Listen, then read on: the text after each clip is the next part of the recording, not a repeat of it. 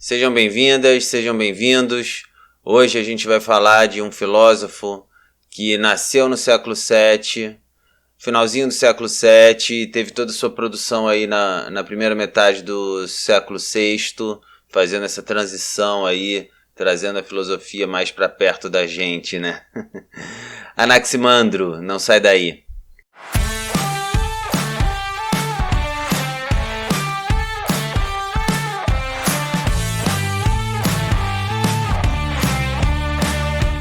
Ok, Anaximandro é concidadão de Tales.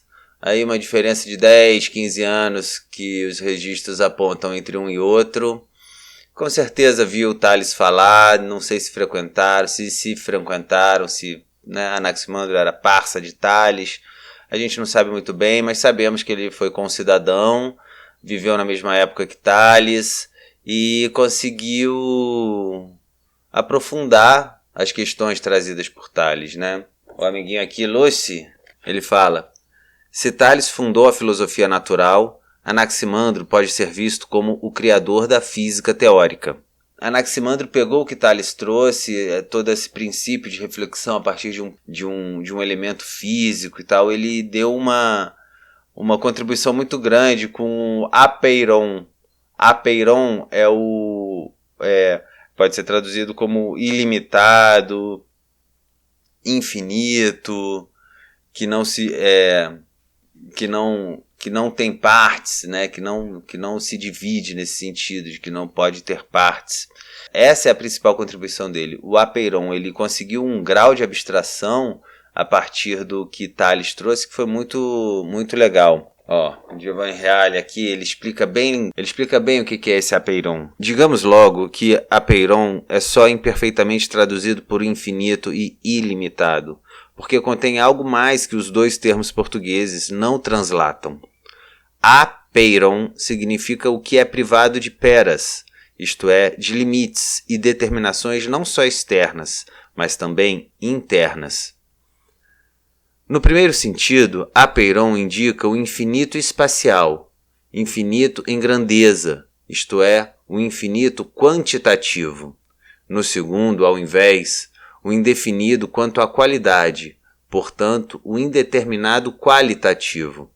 O infinito anaximandriano devia ter, pelo menos implicitamente, essas duas valências. De fato, enquanto gera e abraça infinitos universos, deve ser espacialmente infinito, e enquanto não é determinável como a água, o ar e etc., é qualitativamente indeterminado. Aqui o Reale traz legal, né? Ele consegue dar essas duas qualidades do indeterminado de Anaximandro. É um indeterminado tanto quanto geográfico e espacial, quanto elemental de qualidades. Então é dentro desse indeterminado que as coisas existem. É a partir dele que elas vêm à existência e nele elas já estão contidas, né?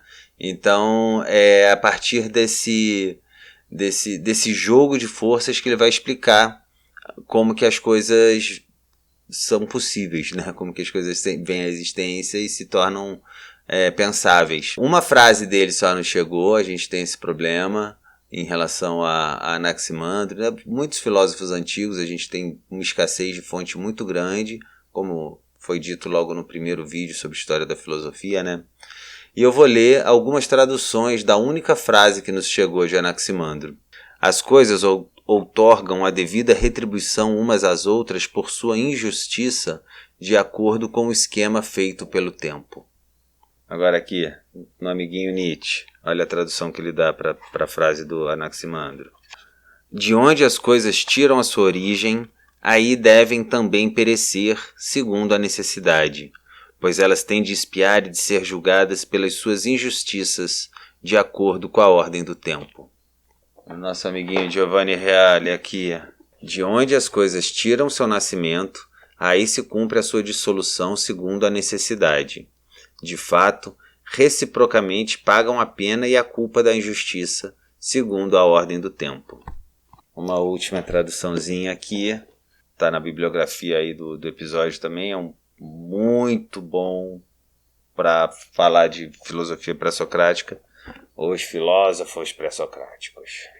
Ele diz que é menorzinho aqui, que já era o comentador em algumas partes, mas é só conforme esse aqui ele diz que a frase do Anaximandro é: e a fonte da geração das coisas que existem é aquela em que a destruição também se verifica, aí começa Anaximandro, segundo a necessidade, pois pagam castigo e retribuição umas às outras, pela sua injustiça, de acordo com o decreto do tempo. E aí fecha, e o comentador continua. Sendo assim que ele se exprime em termos assais poéticos. É o Simplício que nos trouxe essa frase.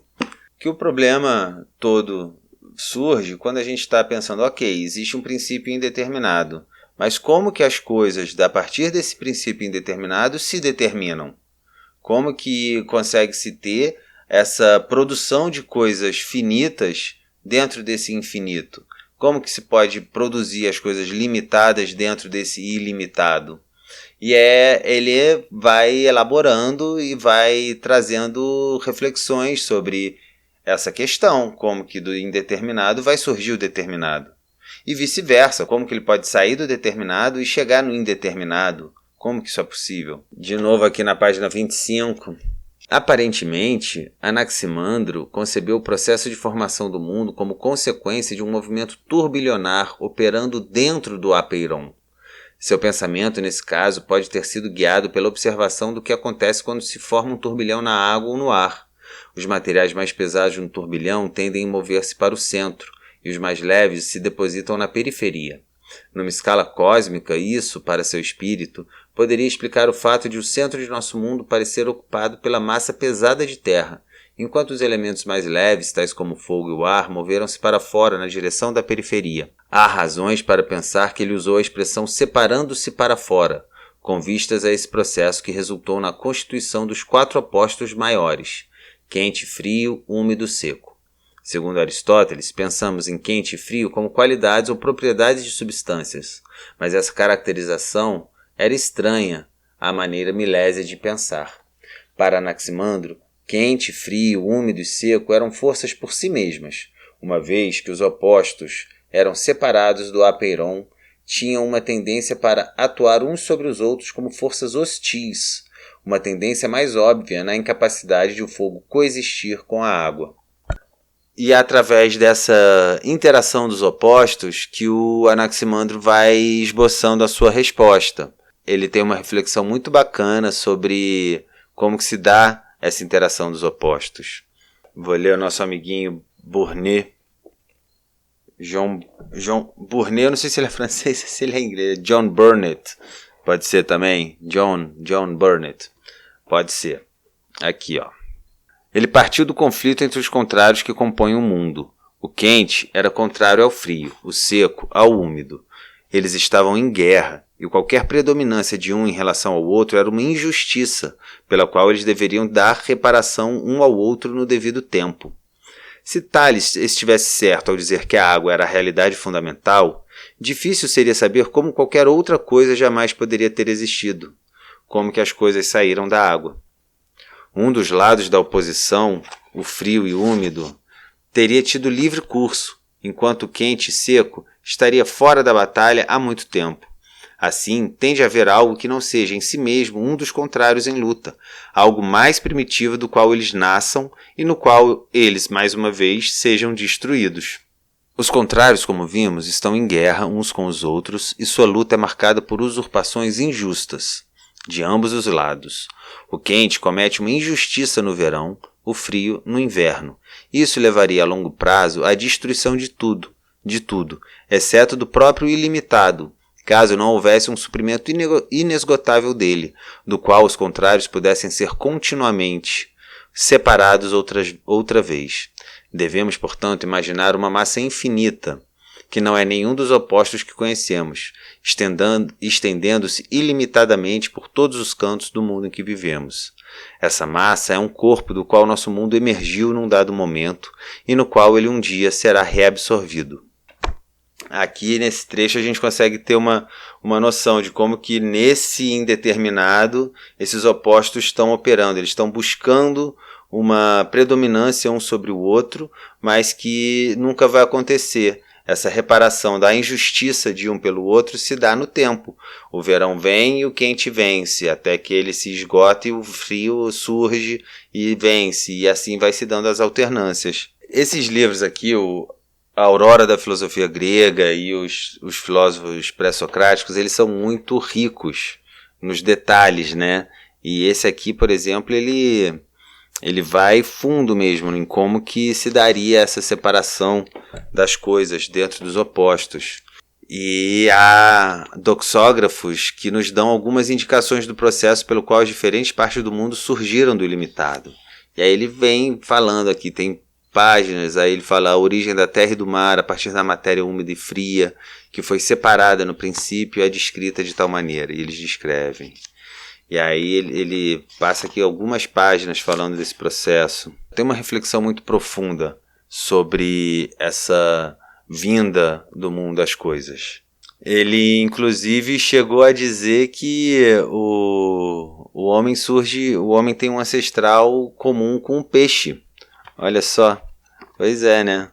Chegamos agora à audácia suprema, sua teoria da origem das criaturas vivas, porque além de ele pensar como as coisas vivem, tem que trazer uma explicação de como que as coisas vivas vêm à existência, né? E tem uma passagem aqui que parece que foi um comentador chamado Hipólito que diz: as criaturas vivas foram geradas do elemento úmido, à medida que ele foi evaporado pelo sol. No começo, o homem era semelhante a um outro animal, a saber, o peixe. Anaximandro tinha uma ideia do que se quer dizer por adaptação ao meio ambiente e sobrevivência do mais apto, e que ele percebeu que os mamíferos superiores não poderiam representar o tipo original de animal. Por essa razão, voltou os olhos para o mar e, naturalmente, concentrou-se nos peixes, que apresentam a mais estreita analogia com os mamália. E então a gente pode ver como que esse princípio fundamental do indeterminado dá uma camada, dá uma substância para o Anaximandro pensar as coisas fora do seu ciclo de existência e desaparecimento, né? Que as coisas surgem e morrem todas dentro desse indeterminado. E como ele é anterior a esse devir, né? A esse constante movimento de nascer e morte, ele não nasce e nem morre. Está aqui na página 54 do Reale também. Assim como o divino não morre, também não nasce. Ele é infinito e eterno. É só a gente pensar um pouquinho sobre esse indeterminado que a gente consegue elaborar essa noção de que ele é eterno, né? Ele não vem a ser e nem deixa de ser. O Nietzsche, aqui ele tem umas palavrinhas também bem legais, que é sobre essa situação do apeiron fora do devir. Página 34. Tudo que uma vez entrou no devir torna a perecer. Quer pensemos na vida humana, quer na água ou no calor e no frio. Onde quer que se constatem propriedades definidas, pode profetizar-se, segundo uma imensa prova experimental, o desaparecimento dessas propriedades. Um ser que possui qualidades definidas nunca poderá ser a origem e o princípio das coisas. O ente verdadeiro, concluiu Anaximandro, não pode possuir qualidades definidas. De outro modo, teria de nascer e de morrer, como todas as outras coisas. Eu gosto da filosofia moral, e Nietzsche foi um grande pensador da moral. Ele consegue dar uma arranhadinha assim mais interessante na teoria do apeiron, quer ver? Quem com outros quiser discutir sobre que elemento primordial era esse, e se é uma matéria intermédia entre o ar e a água, ou talvez entre o ar e o fogo, não compreendeu o nosso filósofo. O que se deve igualmente dizer daqueles que se interrogam seriamente sobre a possibilidade de Anaximandro ter imaginado o seu elemento primordial como uma mistura de todos os elementos existentes. Deveremos antes voltar a olhar para onde possamos aprender que Anaximandro já não tratou o problema da origem do mundo como um problema puramente físico. Quero dizer, para a frase lapidar acima referida, a frase que eu li várias traduções, se ele se apercebeu na pluralidade das coisas vindas à existência, de uma soma de injustiças a expiar, foi o primeiro entre os gregos a captar com ousadia o núcleo mais profundo do problema moral. Como é que algo que tem direito à existência pode parecer? De onde vem esse incessante devir e parturir? De onde procede essa contração dolorosa no rosto da natureza, essa lamentação fúnebre e infindável que ressoa através de todas as esferas da existência? Qual é o valor da vossa existência? E se nada vale, por que existis? É como se Anaximandro nos perguntasse, diz Nietzsche. Eu vou ler aqui algumas conclusões agora, como eu falei lá no primeiro apresentando o método. Esse carinha aqui ajuda a gente a pensar esse método na página 195. Qual a importância histórica de Anaximandro? Quais são a origem e o valor de seu sistema? É perfeitamente evidente que Anaximandro, considerando a solução proposta por Tales, percebeu que, para explicar as coisas por elementos materiais, é preferível não tomar um elemento determinado, como a água, por exemplo, pois então não se explica como a água pôde produzir o fogo, o ar e etc. Consequentemente, procura uma matéria que não tenha nada de determinado para que seja possível representar-se mais facilmente a transformação universal. Depois, percebendo que o número das transformações é infinito, irá atribuir a infinidade a essa matéria.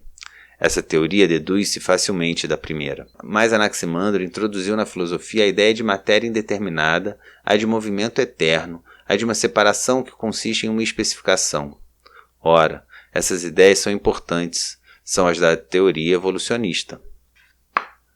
As últimas palavras do Nietzsche sobre Anaximandro. Tales revela a necessidade do simplificar, o reino da multiplicidade e de o reduzir a um simples desdobramento ou disfarce da única qualidade existente, da água. Anaximandro vai 2 passos além dele. Primeiro, pergunta a si mesmo: se há em geral uma unidade eterna, como é que a multiplicidade é possível? E recebe a resposta do caráter contraditório dessa multiplicidade que a si se devora e se nega. A existência dessa multiplicidade torna-se para ele um fenômeno moral. Não se justifica, mas expia-se incessantemente pelo declínio. Mas então ocorre-lhe a questão: por que é que tudo que entrou no devir não pereceu já há muito, uma vez que já se passou uma eternidade de tempo? De onde provém a torrente sempre renovada do devir? Quanto mais de perto se quis ver o problema, perguntando como é que o definido pôde alguma vez sair por secessão do indefinido, o temporal do eterno, a iniquidade da justiça, mais densa se tornou a noite. Vamos para o finalzinho. Na página 27 do nosso amigo Lúcio. As deficiências de nossas fontes levaram a muitas discussões sobre muitos aspectos do sistema de Anaximandro, mas apesar das incertezas, ele ainda brilha através do nevoeiro da controvérsia como um colosso intelectual. Com coisa alguma, exceto sua própria inteligência e as especulações de Tales para prosseguir, ele foi o pioneiro de uma explicação admiravelmente abrangente da natureza do mundo. Sua concepção de matéria foi ousadamente inovadora e ainda é influente. Sobretudo, sua visão da mudança natural como um processo equilibrado e autorregulado pelo tempo e pela necessidade marcou uma ruptura radical com todas as concepções mitológicas anteriores do funcionamento do mundo. O sistema de Anaximandro e sua divulgação por escrito deram notícia, sem possibilidade de engano, de que a abordagem racional inaugurada por Tales passara a ser agora uma característica permanente do esforço intelectual do homem. Então é isso. Anaximandro traz muitos elementos novos. Eu espero que vocês consigam ter uma imagem geral. Ele foi um cara que, junto com Tales, viveu a efervescência de Mileto. Diz a tradição que ele fez um mapa, lembrando que Mileto era uma cidade portuária. Um pouco antes dele morrer, Mileto perde sua independência política, o que alguns historiadores vão dizer que ajudou à dispersão da filosofia, porque muitos milésios, muitos habitantes de Mileto não quiseram viver sob o jugo de uma nova ordem política e se puseram ao autoexílio. Então a gente começa a ver no século VI aí essa dispersão da filosofia, muito provavelmente por esse fato. A cidade de Mileto deixou de ser livre politicamente. E a gente vai continuar estudando aqui como que a dispersão do raciocínio, do uso intelectual para explicar a vida a partir de elementos racionais não mitológicos, progrediu e progrediu muito. Agradeço aí a companhia. Não deixa de se inscrever, de comentar. Partilha o vídeo aí, que é importante. Vamos colocar a galera para pensar e tornar esse canal melhor cada vez mais. Que eu tô sozinho aqui, mas com o tempo a gente vai conseguir mais gente para aprimorar ainda mais a qualidade, tá certo? Valeu, gente. Forte abraço.